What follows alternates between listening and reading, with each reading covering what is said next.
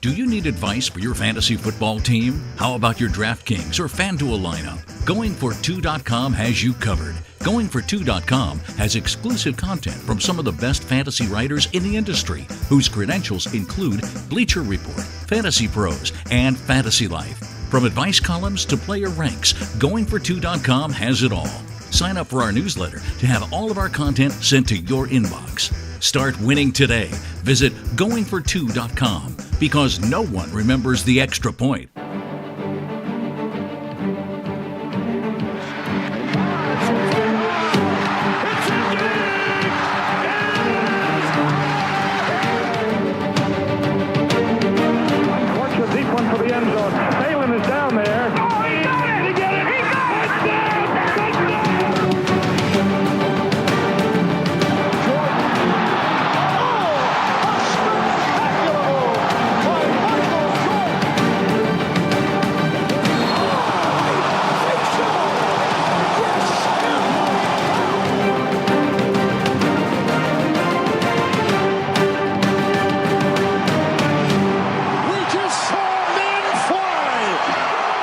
What is going on, guys? All right, welcome to today's episode of the Armchair Fantasy Show. I'm your host, of course, Jeff Lambert. You can follow me on Twitter at JeffLambert77. You can also follow the show at Talk Loud Podcast. Tonight, we have a very special guest coming on the show tonight. His name is Seth Lull of the NFL Talking Heads. You can follow them on Twitter at NFL Talking Heads or on their website at talkingheadsnations.com. Seth, how you doing tonight? I am doing good, my man. It is August, the best month of the year. This is like, you got Christmas and then you have August as Exactly. Fantasy football is ramping up. So Definitely. I'm ready to go. Your intro got me jacked up over here. All right, good deal. Good deal. Yeah, August is definitely the best month. You got your draft prep and everything else. Everyone's got high expectations. You got your dynasty guys that are waiting to see their rookies play. So, yeah, August is definitely one of the best months for fantasy football. All right, before we get into some of the topics that we have planned for today, I just wanted to open the mic up for you to, tell us a little bit about NFL Talking Heads, how long you've been playing fantasy football, just anything you want to talk about. Jeez, yeah. I mean, me and my partner, Jeff Carey, we've been playing fantasy football, button heads, playing against each other for years, arch rivals for a lot of our leagues. So we've had the show for a couple years now. NFL Talking Heads, fantasy football podcast. Like you said, check us out on Twitter at NFL Talking Heads. So yeah, it's cool. The show's been growing. Talking fantasy, nothing's better than that. So yeah, we're excited for a good year. Good deal. Good deal. I saw on Twitter, and correct me if I'm wrong, did y'all have Michael Fabiano on your show, or did you plan to get him on? Yep. So he's coming on tomorrow. That's awesome. That's a good spot for y'all right there. Yep. So we're recording it tomorrow, and we should have that released tomorrow night for everyone to check out. So yeah, it should be a good show. I actually met him at the WEEI Fantasy Huddle in Boston in the Seaport last week. Him and Field Yates were the speakers. So there was like a meet and greet at the beginning. We got to meet Field, get to meet Fab. They couldn't be cooler guys, right? They're so down to earth, so approachable. Fab is a Dallas Cowboys fan, so I was giving him a little bit of grief for that. But no, they're awesome guys, and we're pumped to have them on. That's awesome. Yeah, definitely I'll definitely check that show out for sure. So yeah, definitely guys, if you haven't checked it out yet, check them out at NFL Talking Heads on Twitter. All right, so we had a very, very busy week last week in the NFL. Tons of news. It seems to all come out all at once.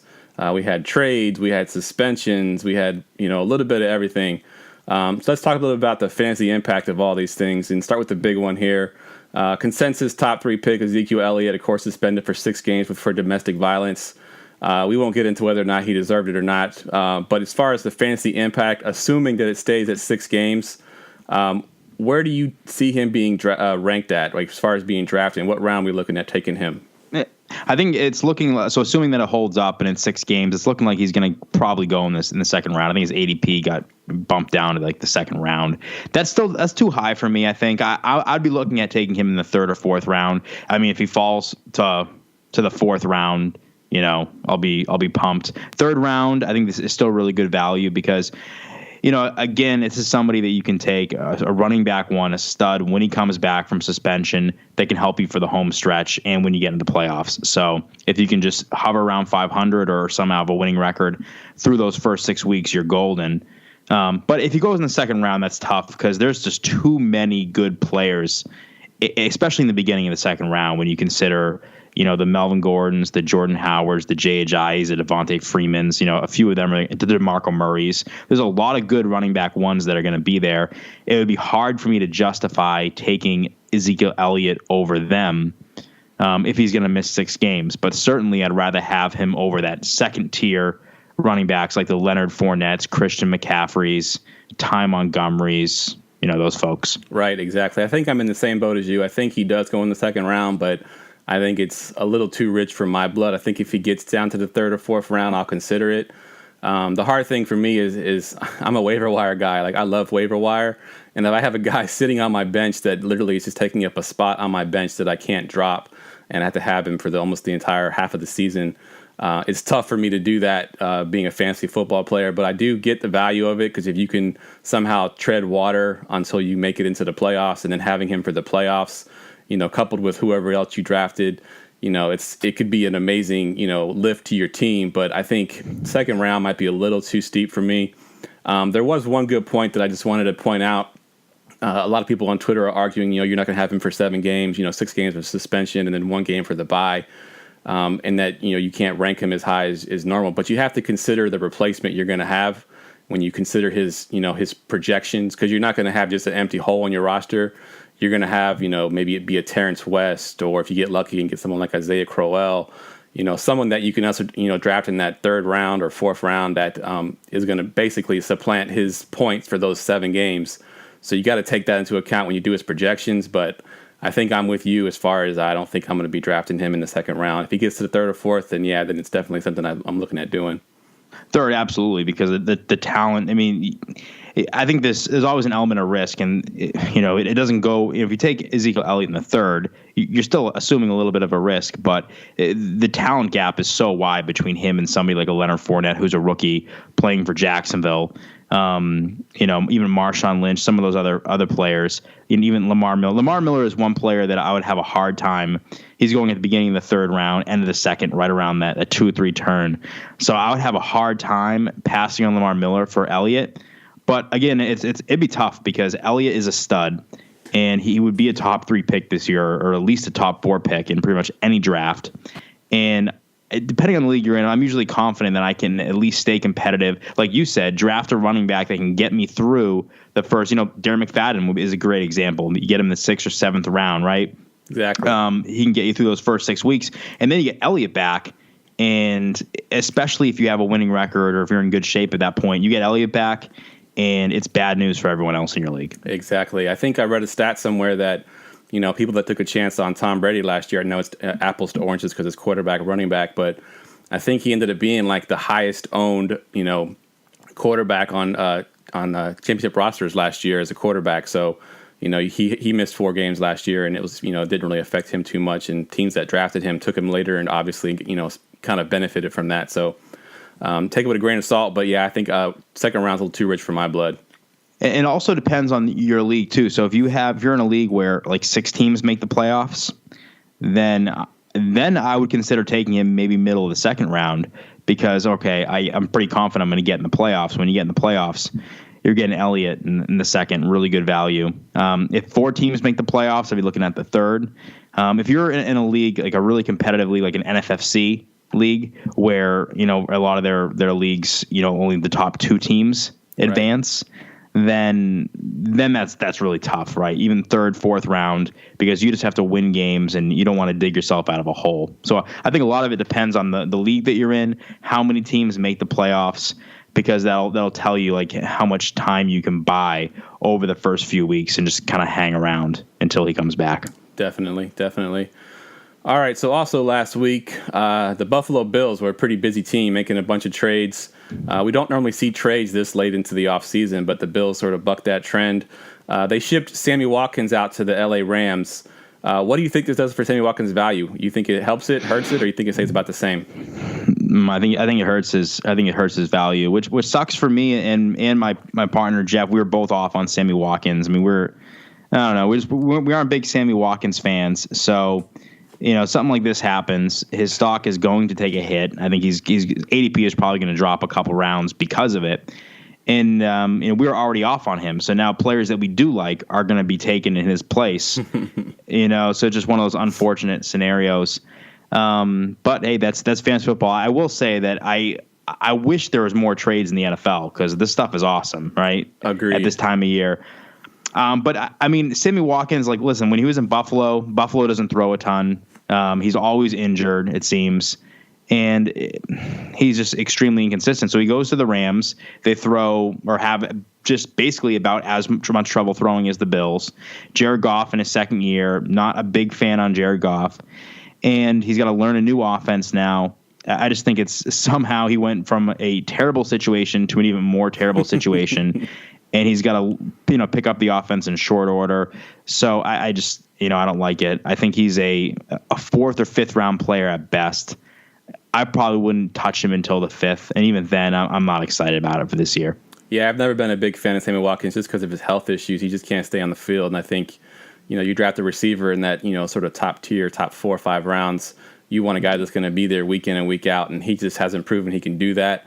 The only thing I will say in his favor, and I don't know how much it is in his favor because he seemed to have a good second half of the years, but he's playing in L.A. now, so the weather will be quite better than it is in Buffalo. So for any kind of passing offense the Rams have, they won't have quite as much of trouble as the Buffalo Bills do in the middle of December trying to throw the football around. But it never really affected him before just because he was hurt most of the time in the beginning of the year and then had strong finishes to the season. But if that's one thing in his favor is he will be playing in better weather stadiums. Yeah, I mean, he's got the talent. It's just, his injury issues is the biggest thing. And it seems like me and Jeff talk about this ad nauseum. Whenever we talk about Sammy Watkins, it's always the same old story. But I think a big thing, you have the injuries, then you combine it with how bad the Rams are, regardless if they're playing, in 100-degree weather or negative 50-degree weather. They're still the Rams. They're still going to struggle. There's just not a whole lot to work with in that offense. So I doubt I'll have any shares of Sammy Watkins. Even if he falls to the fifth again, there's probably players that I like more than him at that point. Agreed. So if he burns me, he burns me. I can live with that, but I'm not going to get burned by Sammy Watkins. Agreed 100%. All right, so then shortly after the Sammy Watkins trade, they trade for Jordan Matthews from the Eagles, who I think now is hurt. But if he is healthy for week 1, does this help or hurt Jordan Matthews' stock? I think it hurts it too. I mean, he's going from, again, a better passing offense in the Eagles to the Buffalo Bills. And I never like it when a receiver switches teams this close to the season because the wide receivers, it's not like a running back, right? It takes a little bit longer for them to adapt, to get used to the offense, the offensive coordinator, the quarterback. And I think he had a good thing going in Philly. I think he was a little bit undervalued. He caught 19 touchdowns over the first 3 years, back-to-back years with 8 touchdowns. He had a somewhat off year last year. But this is a guy who's going to hover around the 1,000-yard mark. He's going to hover around the 70 to 80 reception mark, and he's going to catch 5 to 8 touchdowns. So, and he's going, in the 10th, 11th, 12th round and beyond. So I thought that was really good value for him. He's 25 years old. He was moving back to the slot because they upgraded the talent on the perimeter with the additions of Torrey Smith and Alshon Jeffrey. So I thought Philly had a good thing going, especially with Carson Wentz in his second season. And now he goes to Buffalo, and they just don't have a lot. They have Zay Jones, the rookie, who's going to probably play a little bit on the outside. Jordan Matthews is going to play in the slot probably for Buffalo, but they also added Anquan Bolden, who plays in the slot. So I don't love it. I think at this point you have to look at Jordan Matthews and say he's basically undraftable. Yeah, I was going to say he's pretty close undraftable for me. I think even with the quarterback situation, I think I like Wentz a little bit more than I do Tyrod Taylor.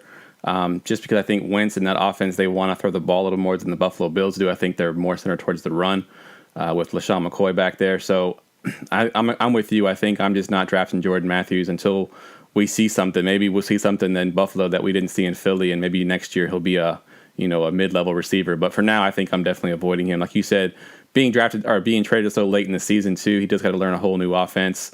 Different route trees, chemistry with the quarterback, everything else that he has to do. I think I don't see him being the same player he was in Philly for sure. Yeah, he's gonna do a lot of blocking for LaShawn McCoy. That's for sure. Exactly. All right, and then the final team that was affected by all this trades, of course, is the Eagles. They're going into the season now with a receiving core of Alshon Jeffrey, Torrey Smith, and the very disappointing so far Nelson Aguilar. Jeffrey, of course, is already on the draft radar. But what do you think of the other two guys? Do either of these guys make a sizable leap? Are they draftable? Nope, not draftable at all. I would not draft Torrey Smith. I would not draft Nelson Aguilar. Even with losing, Jordan Matthews, I don't think either are draftable. I think with Alshon Jeffrey, again, I always call him like the Jordan Reed of wide receivers. Even that might not be fair because he's really only had 2 years where he's missed a lot of time. The last 2 years, he's been out of the lineup a lot.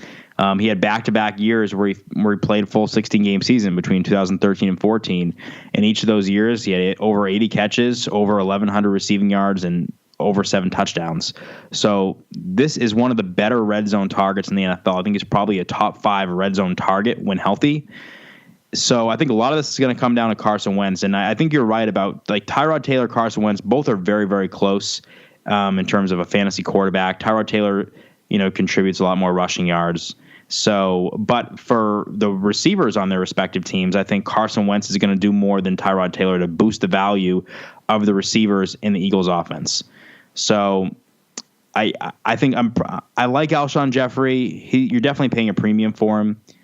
His ADP is pretty steep when you're looking at the 4th round, but I think it's somewhat fair. But to your point, or to your question, the other players are undraftable. Yeah, I agree. I actually read a thing on RotoWorld today that they're planning on doing a sort of a slot receiver by committee with Nelson Aguilar. They got 2 of the guys there, I guess, depending on body type and what they want to do in different kind of plays, that they're actually going to swap out the slot receiver by committee and do that position. So that, of course, hurts his value if he had any value before that quite a bit. So, yeah, I definitely am not drafting either of those 2 receivers. Yep, completely agree. Yep, Nelson Aguilar. Not only I wouldn't draft him, and that he's going to be a terrible fantasy receiver if you're playing with the Eagles in Madden and you look at the box score after the game and it's like a high scoring game and Nelson Aguilar has like 1 catch or 0 catches. He's not a good fantasy player. Yeah, so definitely. Okay, and I see a lot of things through the lens of like players in Madden because me and Jeff we play Madden a lot. So we got to relate everything to Madden. Definitely, I love it. All right, staying with the receiver theme here, Quincy Enunwa out for the year. Is there a receiver on this Jets roster that's worth drafting in redraft leagues? It depends on how deep your league is, how many, if you're starting 3 receivers, like I'm in a couple leagues where we start, 3 wide receivers and we have 2 flex spots and it's like a 12-team league and you have, pretty big benches. In that case, maybe a Robbie Anderson might be a player you keep an eye on, but the Jets are going to have a lot of trouble scoring points this year. They have one of the worst quarterback situations in the NFL. They're clearly tanking and gunning for a top 3 pick next year. So I think outside of Bilal Powell, there's not too many players on the Jets that I'm particularly excited about or, would consider drafting. Agreed, 100%. I think one of my writers just came out with an article today about Robbie Anderson being a sleeper, but I think a lot of the guys that write for me play in like really deep leagues, like 16-team leagues. Some of them are in dynasty leagues where they've got 40-man rosters. I think in a situation like that, he's draftable, but if I'm in a redraft in a standard 10 or 12 team or even PPR 10 or 12 team league, I don't see myself drafting Robbie Anderson. Maybe last round before my kicker in my defense, maybe as a flyer. But if I'm going into my draft thinking I want to get Robbie Anderson, I might as well just give my money to somebody else because I'm going to be losing my fantasy season. Exactly. So. All right, let's switch it up a little bit. Talk about tight ends. We got Jason Witten, of course, has been one of the best fantasy tight ends over his career. Definitely getting older. His production has gone down a little bit over the last couple seasons. We have the preseason phenom right now known as Rico Gathers. Can he be his eventual replacement, and is he worth drafting in redraft leagues this year? Yeah, I mean, I don't know. I think it's tough with tight ends. I think he's worth drafting in redraft leagues potentially.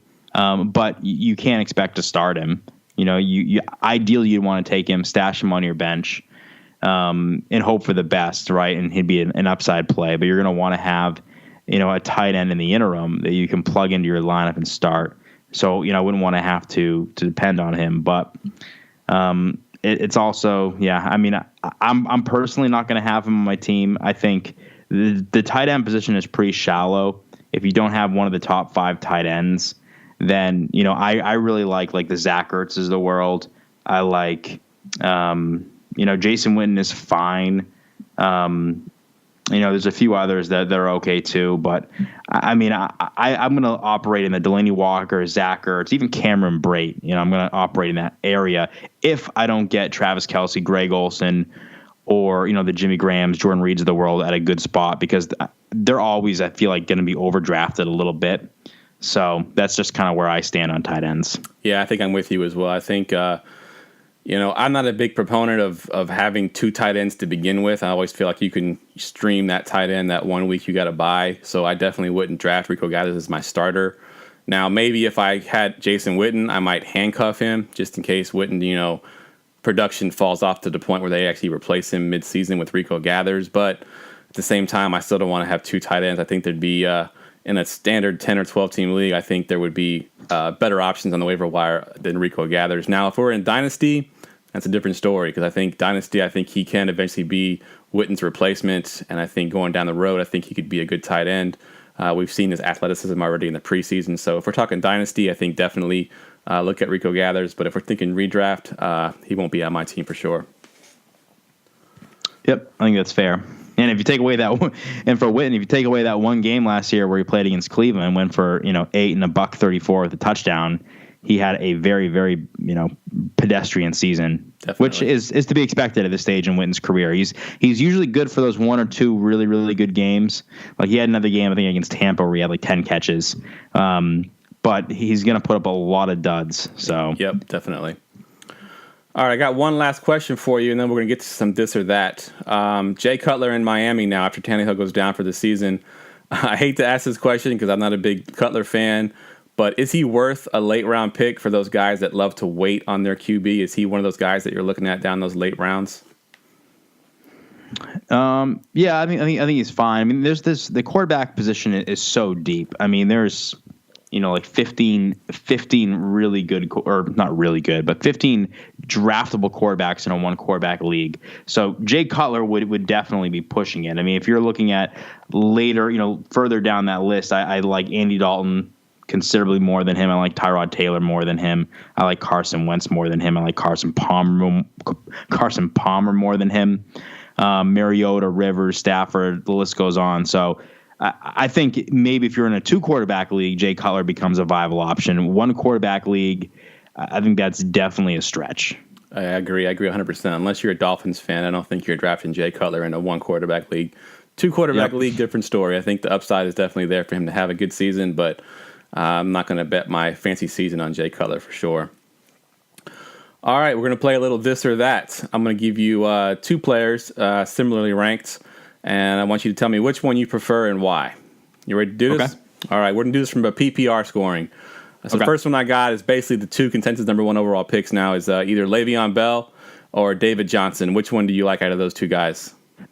David Johnson, really, really close. I mean, again, these are what I call first world problems. If you have to choose between both, no one feels sorry for you if you have to, decide between David Johnson and Le'Veon Bell. I think the biggest difference to me is just upside. I think they're both like rock solid, sure things, can't miss people to get at the first overall pick.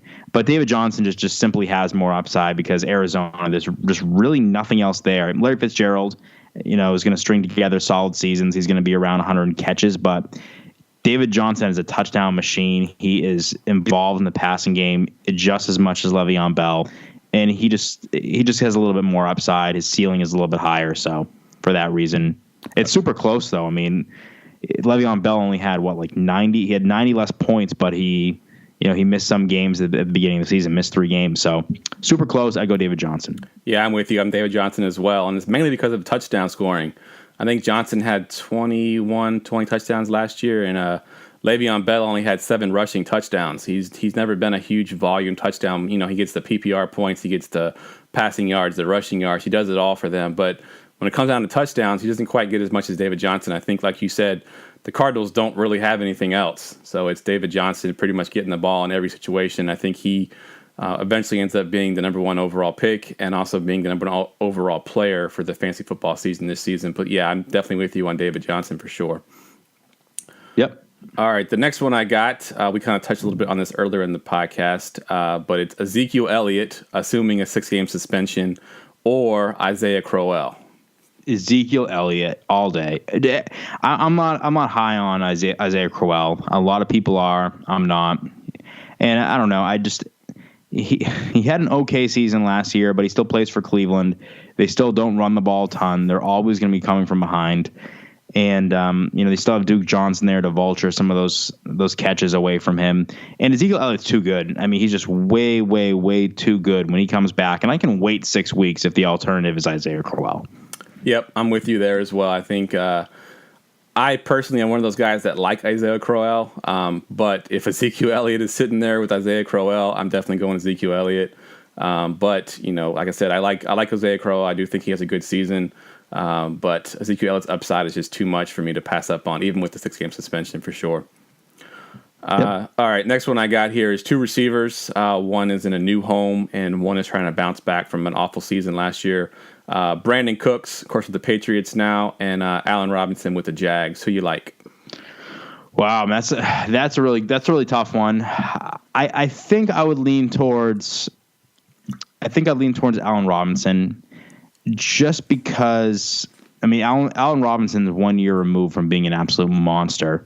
Granted, he plays for Jacksonville, but I like they have Doug Marrone now, who's going to be an upgrade at the head coaching position, I guess, from the offense, from an offensive standpoint. Blake Bortles still worries me a little bit, and I don't really know which Blake Bortles we're going to get. Are we going to get the incredible garbage time passing machine that we saw a year ago, or are we going to get the Blake Bortles from last season?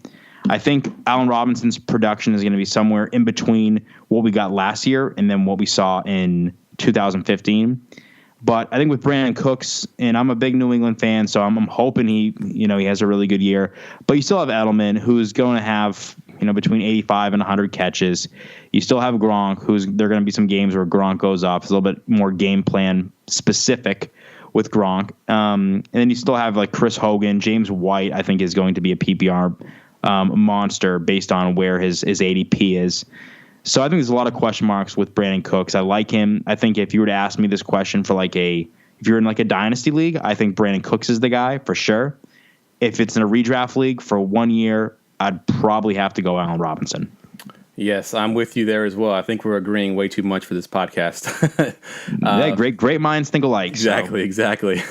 I actually drafted Allen Robinson in my dynasty league last year, of course, coming off his big season, and was, of course, disappointed last year with his dud. But I watched a lot of game film, of these two from last year and the year before, and it seems that Bortles gets way more comfortable when they're down by 20 points. Like, if he could just take that sort of comfortableness of being down by 20 and put it into a game in the beginning of the game, he's a different quarterback. I mean, he looks comfortable. His footwork is better. It's almost like he has to pass, so he's not afraid to mess up. And because of that, he seems more comfortable. If they can just somehow encapsulate that and put it into Blake Bortles, they could be a much better quarterback. And I think that Robinson will definitely bounce back.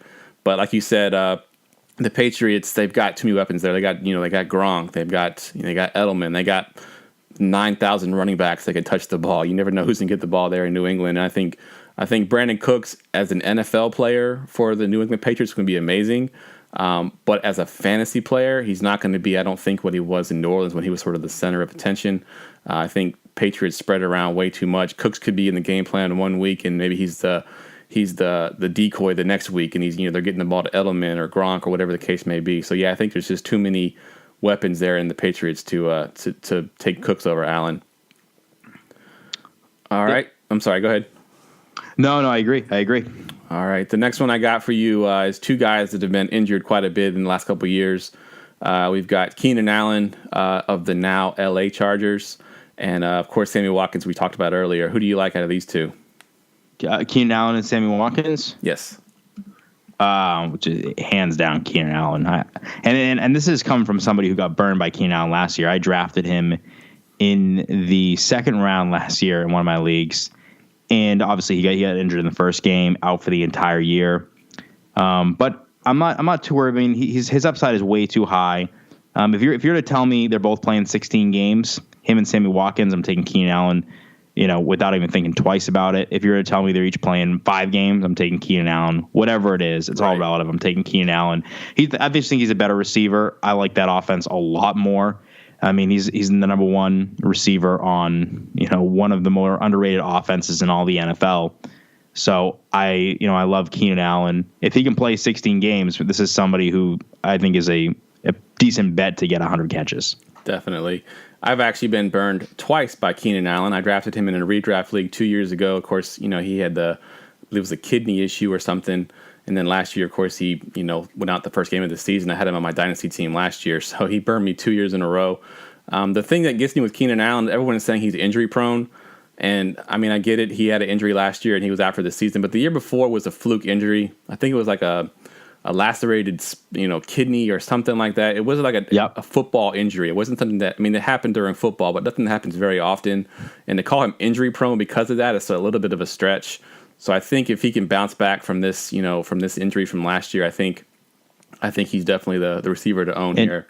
And on 2015, he was on pace to put forth one of the all-time best fantasy seasons at the wide receiver position. And he was on pace for 134 catches, 8 touchdowns, over 1,400 receiving yards. If he would have just kept up at that pace, he would have entered 2016 as probably a top 5 pick. So that's, everybody has that in their mind when they think of Keenan Allen. And I think a lot of his injury issues are baked into his ADP, where you're getting him in drafts. You're going to get him in, probably the 3rd or 4th round. So that's a pretty good spot for somebody that plays in a pretty good offense and has the upside to just be an absolute target machine, get 100 catches, 1,000 receiving yards. So I think that's a no-brainer. You go Keenan Allen every day of the week. Definitely. All right, the last one I got here, and we'll get one that we actually disagree on this time. We've got 2 rookies here. We got one guy, Christian McCaffrey, that probably isn't going to start. He may start in the as the 3rd down back, but it's basically Jonathan Stewart as the 1st and 2nd down back. And then we have Dalvin Cook that we think may start, depending on what they do with Latavius Murray. But both these rookie running backs here, which one do you like in redraft leagues this year? I think it's close. I would have to go Christian McCaffrey. I think the offense is a little bit better. I just saw. Minnesota's offensive line has improved a little bit, but Adrian Peterson had a tough job running there last couple of years. Jerick McKinnon just hasn't done anything. Matt Asiata. It's just been brutal. And I know that Asiata and McKinnon aren't very talented. They're not great, but I just think it's a tough spot. For Dalvin Cook in Minnesota. I think he's going to get the options. I don't think Latavius Murray is going to be a huge threat. I think at some point, sooner rather than later, Dalvin Cook is going to be the starter, and he's going to be the lead back and get the majority of the carries. But the offense just isn't very good. Christian McCaffrey is, he was a beast in college. He's a little bit of an unknown commodity in the NFL, but I think he projects to be somebody that can catch a decent amount of passes, can make some people miss. Regardless of how many goal line carries he gets, I think he's intriguing because of his talent. And I think that he has a little bit more upside than Dalvin Cook, given his situation and his skill set. So Dynasty, I think it's a little bit closer, but for redraft leagues, you have to go Christian McCaffrey. All right, we're going to agree one more time. I actually drafted McCaffrey in my Dynasty league this year. Hoping for a big season from him, but at least down the road, I know I'll have him. PPR, I think he's going to be a monster. I think they're going to use him all kinds of ways, try to get him the ball in space as much as possible. So I think the way they're going to use Christian McCaffrey, I think, is going to benefit him in fantasy as well. He may not get so many touchdowns, but I think as far as PPR goes, I think he's the running back definitely to own. All right, Seth, that wraps up the show tonight. I want to thank you once again for coming on. It was great talking to you. I love talking fantasy football, especially in August when we're getting ready for our drafts. Guys, make sure you check them out on Twitter. That's NFL Talking Heads. It's at NFL Talking Heads, or on the website, talkingheadsnation.com. Seth, appreciate it again. Once again coming on, and I hope to talk to you again soon. Absolutely. Anytime, my man. We'll talk to you soon. All right. Signing out. Have a good night.